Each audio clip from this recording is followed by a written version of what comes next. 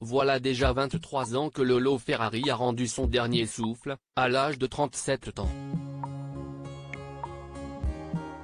L'ancienne actrice de films pour adultes a été retrouvée morte chez elle, à Grasse, Alpes-Maritimes, le 5 mars 2000 matin. L'autopsie de son corps a indiqué qu'elle aurait succombé à une overdose médicamenteuse, de nombreux antidépresseurs. Alors que la piste du suicide a été mise en avant par son mari et producteur, Éric Vigne, qui l'a découverte le jour de son décès, une enquête a été ouverte pour déterminer les circonstances exactes de sa disparition.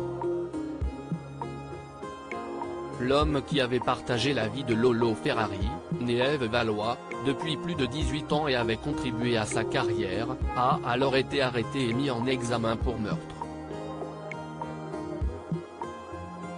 Ce sont ces déclarations, dont les horaires ne semblaient pas cohérents, ces témoignages créant la suspicion ou encore le rapport des médecins légistes qui ont mis la puce à l'oreille des enquêteurs. D'autant plus que la mère de la comédienne était persuadée que son gendre aurait pu être le coupable dans la mort de sa fille. Finalement, Éric Vigne a bénéficié d'un non-lieu en 2007 et a pu recevoir des dommages et intérêts pour compenser son arrestation.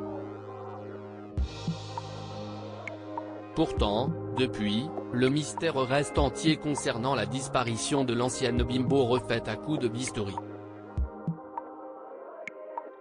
Un veuf complètement étranger à la mort de sa femme, selon son avocat. Il faut dire que les pompiers présents sur place après la mort de Lolo Ferrari ont remarqué qu'elle présentait des traces d'hématomes sur les jambes.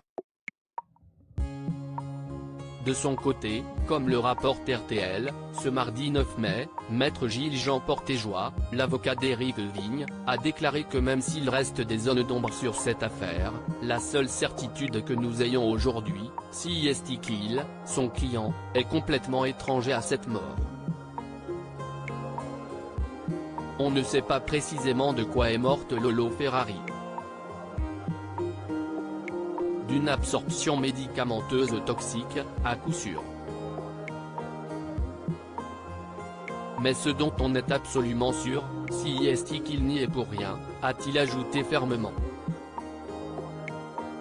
Article écrit avec la collaboration de 6 Médias Crédit Photo, agence.